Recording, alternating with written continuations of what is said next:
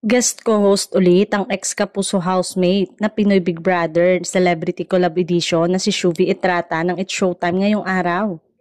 Tamang-tama naman ang guest judges din ang dalawang ex-housemates ng Pinoy Big Brother Gen 11 na sina Jem Ibarra at Fiang Smith sa Escort of Appeal segment kaya hindi maiwasan na biruin sila ni Vice Ganda. Napansin kasi ni Vice na ginagalingan ni Shuvi ang pag-host.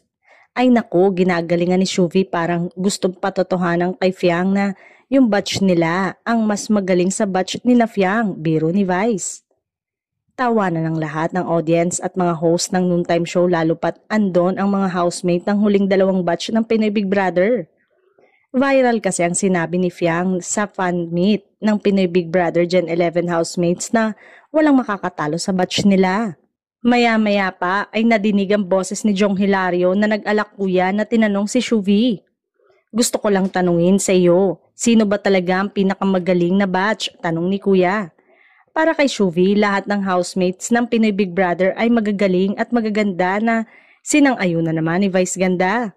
Marami naman ang humanga sa hosting skills ni Shuvi at rooting na maging regular host na ito sa Showtime.